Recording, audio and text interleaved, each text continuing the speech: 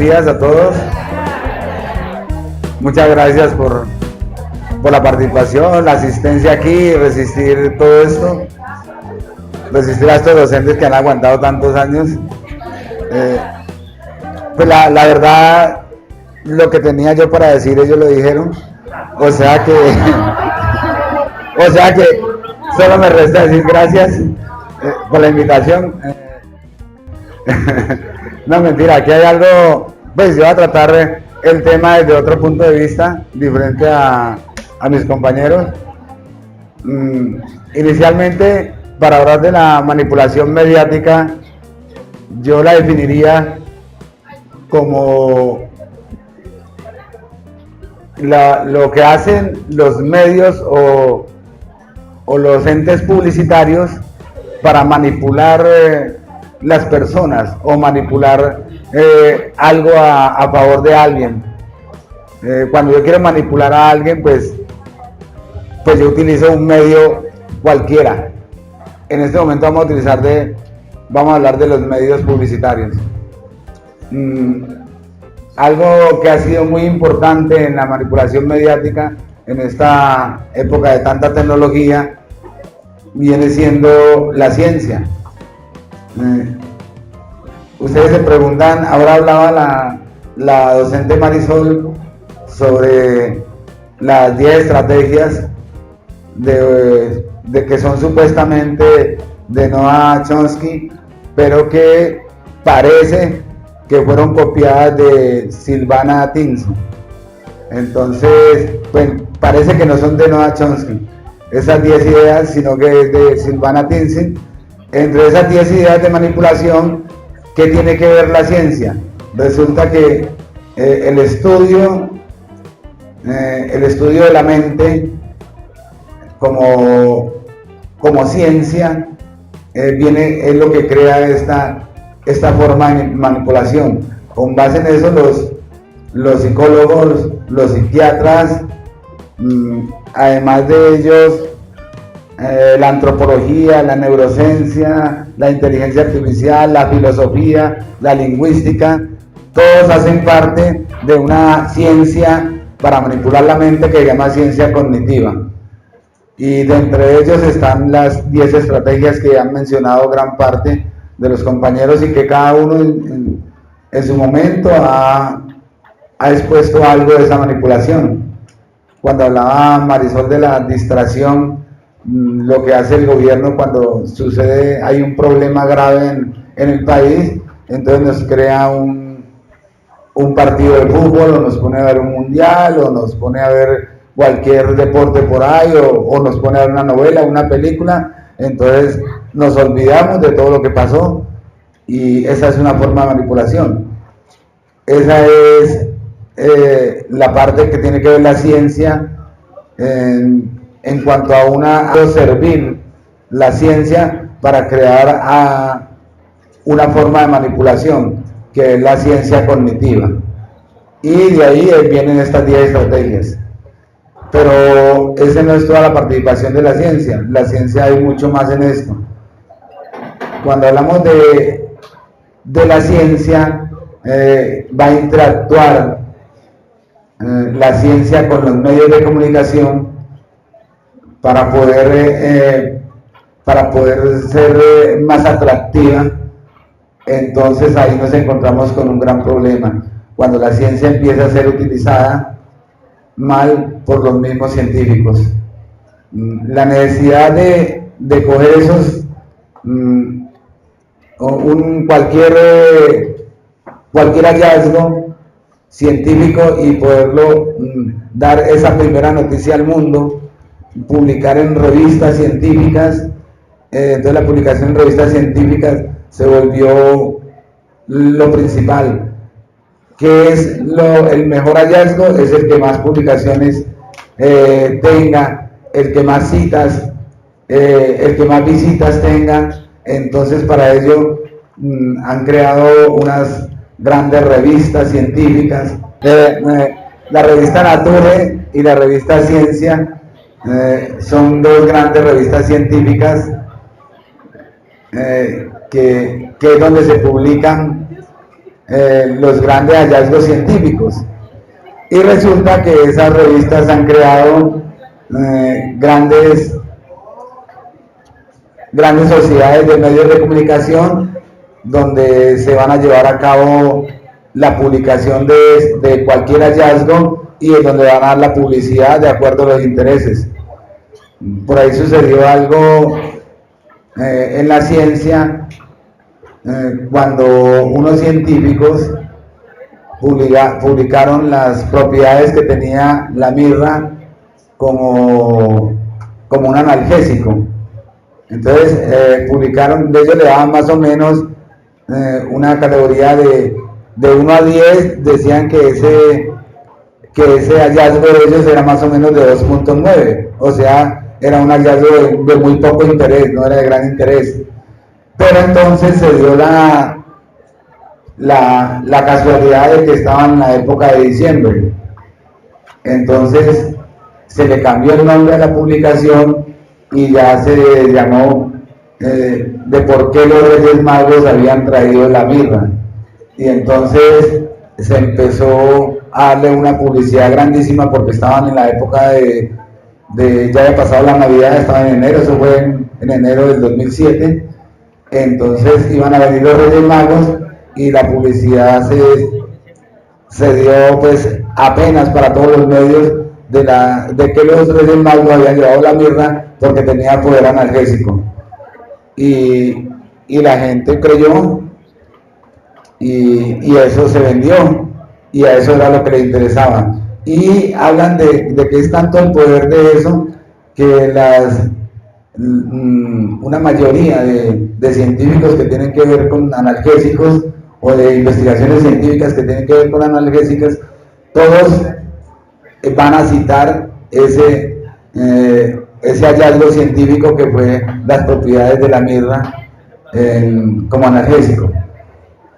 Y se convierte en una cita, algo que no era importante, se lo convirtió lo que los medios en algo muy importante. Esa es una forma de interacción de la ciencia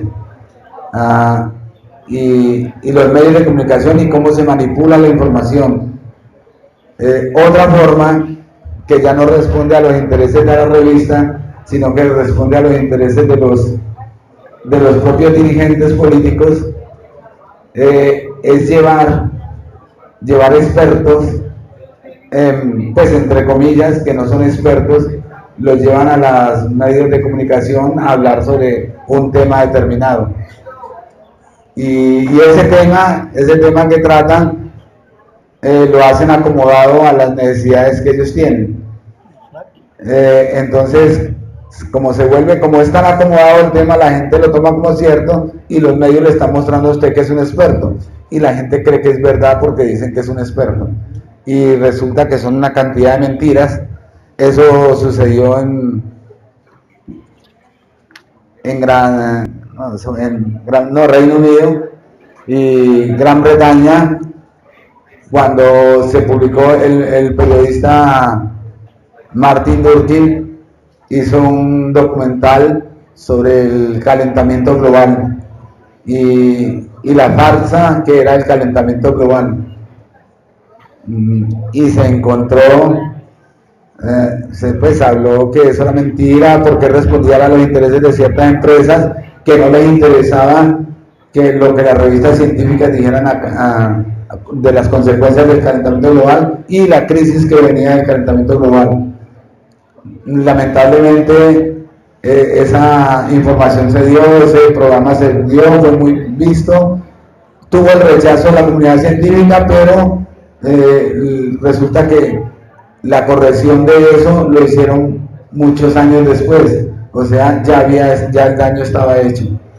Entonces esas manipulaciones de la ciencia o la utilización de la ciencia para crear estas cosas en la sociedad, estos problemas, es lo que dice uno, ¿qué estamos haciendo nosotros en la parte de la ciencia? ¿A qué nos está llevando nosotros los medios de comunicación? ¿Por qué nos estamos dando a utilizar de los medios de comunicación? Nosotros la necesidad de ver publicados nuestros artículos, entonces nosotros nos prestamos o nos vendemos a cualquier precio. Si necesitamos vender más huevo, entonces traemos un experto que hable de las propiedades del huevo, y aunque no hable de las ventajas, sino únicamente de las desventajas, sino de las ventajas, y traemos el experto, lo ponen en televisión porque se necesita vender más huevo. Yo creo que ustedes han visto cuando necesitan vender carne de marrano, que la carne de marrano es buena, que es nutritiva, y le empiezan a usted a mostrar todas las propiedades de la carne de marrano. Y empiezan a traer expertos, supuestos expertos, que te van a hablar de esas propiedades. Entonces, la de nosotros está en pensar, en ser un poquito más críticos, en saber escuchar sin creerlo todo, en saber leer, que es nuestro gran problema. Yo con ustedes he hablado mucho de eso, algo parecido a lo que decía Cristian. Cuando uno va al salón de clases, yo le he dicho a ustedes, lamentablemente no tenemos ni necesidad de preparar una clase. Nosotros, ¿para qué vamos a preparar una clase si no nos van a preguntar nada? Si ustedes nos creen todo. Entonces, como nos creen todo, no investigan, no se produce, entonces nosotros se nos hacen las cosas muchas más fáciles. Por eso nosotros no escribimos, por eso nosotros no investigamos. Bueno, nosotros deberíamos estar haciendo ciencia aquí en el colegio, pero no nos interesa. Otra parte que tiene que ver, que nos compete a nosotros grandemente, de la manipulación de esto, es lo que está haciendo el Ministerio de Educación con ustedes, con todos nosotros, con las entidades públicas. Dentro de las estrategias de manipulación, una de las estrategias es hacer gente mediocre, hacer gente no preparada. Eso busca el gobierno, eso es lo que responde a sus intereses. Las clases dirigentes no les interesa que ustedes se preparen, y como no les interesa que ustedes se preparen, les están mostrando a usted una serie de cursos técnicos, nos están dando unos planes de estudio que no son acordes a lo que necesitamos, donde solamente se nos va a permitir a nosotros alcanzar unas competencias las que ellos quieren que alcancemos, pero nos veamos obligados a que no nos interese ir más allá.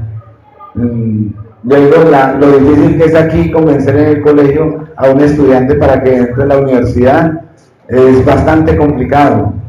Usted tiene 50 estudiantes, 60 estudiantes de 11, y de 60, si usted conversa la mitad del grupo que debe entrar a la universidad, ha hecho algo muy grande, y eso no se da porque el gobierno quiere eso.